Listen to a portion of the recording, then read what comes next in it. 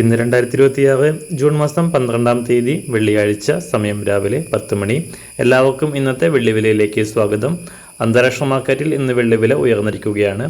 ഇന്ന് രാവിലെ ഒരു ഔൺസ് വെള്ളി 67.12 US$.